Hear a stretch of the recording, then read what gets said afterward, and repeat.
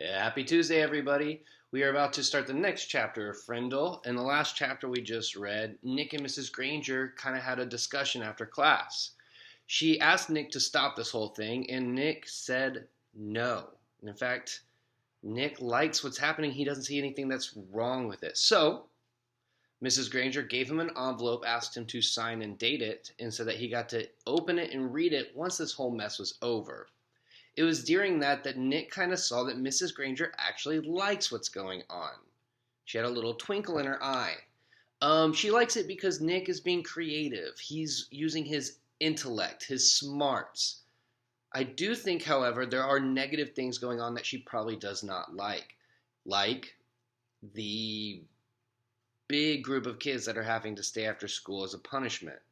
The extra money the school board is paying or the school district is paying to pay for those bus drivers to take those kids home. Things are gotten so bad that we know that the principal is even going to pay a visit to Nick's house. So we are on chapter 9. That chapter is called Chess. Chess as in the board game, not as in your chest. If you haven't ever played chess, it's a game kind of where two people play against each other, and it's all about what direction are you going to make things move so that you can defeat your opponent. It's a lot about strategy and thinking really hard about what your next step is going to be in order to win. I'm wondering if Andrew Clements is actually talking about a game of chess here, or if he's saying that Nick is going to have to be very careful about what he's going to be doing coming up next. All right, let's find out. Mrs. Margaret Chatham had been principal of Lincoln Elementary School for 18 years. She knew Mr. and Mrs. Allen because they had all served together on the building committee when the old Lincoln School was torn down and the new one was built 6 years ago. When she telephoned on the afternoon of October 1st to set up the meeting, Mrs. Chatham had asked Nick to be there too. It was 6:30 when she knocked, and Nick opened the door. I can't imagine being a kid and the principal coming to your house because of everything that you're doing. I would be super nervous if I was Nick. "Good evening, Nick," she said. No smile. "Hi, Miss Chatham," said Nick, backing away as she filled the doorway. She was a large person, as tall as Nick's dad, with wide shoulders. Nick guessed she would play linebacker on a football team because that's what his dad had played in college. "Hello, Mr. and Mrs. Allen," she said, stepping into the living room. She was wearing a long black raincoat with a red silk scarf tied loosely around her neck. She kept her coat on, but took off the scarf and tucked it into her left pocket. She shook hands stiffly with both of Nick's parents before sitting down on the chair to the left of the couch. Nick's mom and dad sat on the couch, and Nick sat on the rocking chair that faced Mrs. Chatham across the low coffee table. So let's take a moment and look at the illustration that we've been provided. The caption there says, "The game was not over." Ominous. Okay. "This is not an easy visit for me. We have some trouble at school, and it appears that Nick is in the middle of it." Then, while Nick's parents listened, Mrs. Chatham laid out the story as she saw it. Nick encouraging the others to use his new word. Mrs. Granger forbidding it. The ruined 5th grade class picture. Hundreds of kids staying after school, and a general feeling that there was a rebellion at school, with no one respecting the rules anymore. Wow, that sounds like a lot of problems, sounds like a lot of consequences. I wonder how Nick's parents are going to react. Nick watched his mom and dad while Mrs. Chatham talked, looking from one face to the other. His dad was listening carefully, nodding and frowning. He looked embarrassed about the trouble, but his mom looked kind of annoyed. And when Mrs. Chatham finished her story, Nick's mom was the first one to speak. But doesn't this all seem like a lot of fuss about something that's really pretty silly? Nick sat quietly, but in his mind he shouted, "Hooray for Mom! Hooray for mothers everywhere!" So he's happy. His mom's kind of defending his actions. That's good, because that tells him his mom's probably not going to be that mad at him. His mom wasn't annoyed with him. She was annoyed with Mrs. Granger, maybe even annoyed with Mrs. Chatham. This was getting interesting. Mrs. Allen was still talking to the principal. I mean, is there really any harm in the children making up a funny word and saying it? Does there have to be a rule that a word like this may not be used? Mrs. Chatham sighed and said, "Yes, I suppose it does seem silly. But Mrs. Granger thinks that it's rather like keeping children from saying ain't. There have to be standards." So she's saying that Mrs. Granger also believes that children shouldn't use the word ain't. You know, some people say ain't is not a real word, or ain't a real word.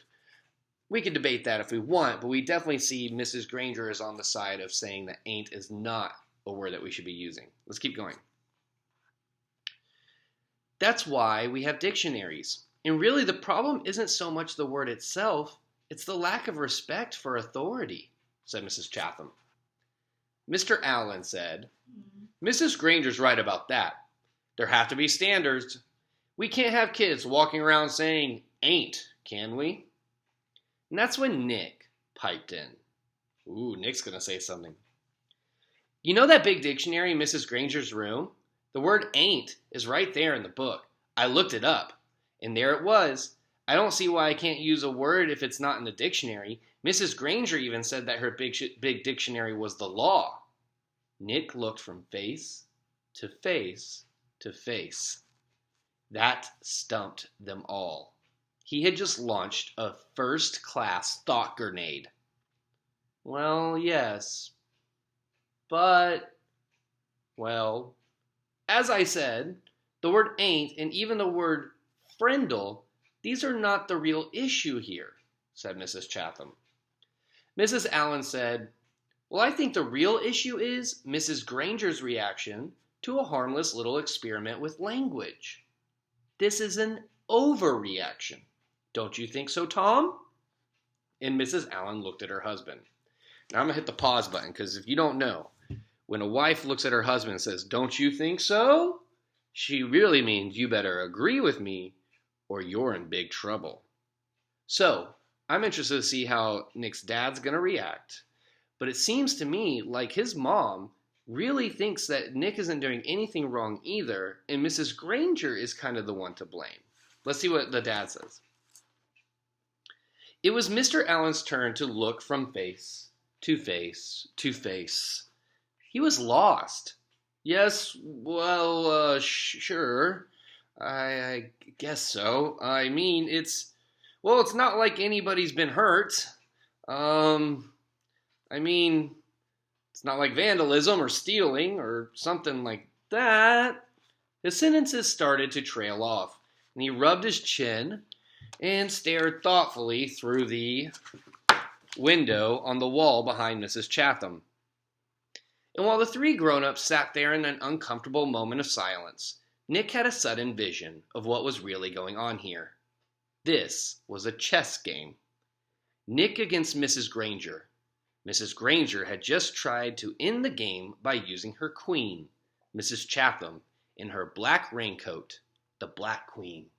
So if you don't know, the queen on a chessboard is the most powerful piece. It has the most ability. And a chessboard has white pieces and black pieces. So since Miss Chatham's wearing a black raincoat, Nick is calling her the Black Queen, the most powerful piece on the black side of the chessboard. Nick didn't know until the attack was underway, but he had a powerful defender of his own. Good old Mom, the White Queen. And the game was not over. It would go on until there was a winner and a loser. Mrs. Chatham didn't stay much longer. There was a little more talk back and forth across the chessboard about how children have the right to explore new ideas, about the importance of respecting teachers, and the work they do. about everybody needing to keep up standards and making school a safe place to learn. Then Mr. Allen offered Mrs. Chatham some coffee and banana bread, but she said no thanks. I really must be going now. She thanked Nick's parents, and they thanked her. Nick opened the door and said, "Good night, Mrs. Chatham." Then the Black Queen put on her red scarf and walked off into the October twilight. "Nick, I think we'd better talk a little more about this," said his mom, sitting back down on the couch. If I find out that you've been disrespectful to Mrs. Granger or any other teacher at this school, then you are going to be in big trouble. I haven't been disrespectful, honest. I did get everybody starting to use the word, but like you said, the word's not hurting anybody, and I'm sorry if me and Dave and Pete got everybody to ask Mrs. Granger to borrow a friendle. That was mean, I guess, but she started it by making kids stay after school and writing 100 sentences just for saying my word once. All the kids like me like to use the word. It's just fun, that's it, that's all. Well, said Nick's dad, if it gets everyone upset and it makes the principal come talk to your mother and me, then it's not a word that's fun for everybody, now is it? And I think you should just tell all your friends to knock it off right now. Well, I mean, tomorrow. I like that. I like how Andrew Clemens kind of puts things like that in there. Nick can't knock it off right now. He has to wait till he goes to school tomorrow. So it adds a little bit of character and comedy to the dad. Nick shook his head. I can't, Dad. It won't work. This is a real word now. It used to be just mine, but not anymore. If I knew how to stop it, I think I probably would, but I can't. And Nick looked at both of their faces to see if that idea was sinking in. It was. Like I said, I won't be disrespectful, but I do like my word. And I guess now we're just going to have to see what happens. And the chessmen, Nick's king and queen, had to agree. The game would go on. Okay. Whew, that was a long chapter. Big. But important. We saw that Mrs. Granger sent Mrs. Chatham, and it didn't really work.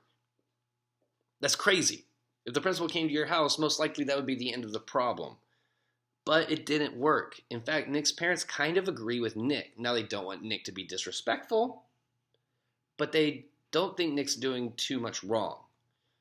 We're going to see what happens next when Nick goes back to school, and he's not planning on telling anybody to stop using the word. We're going to see how this problem gets worse. All right.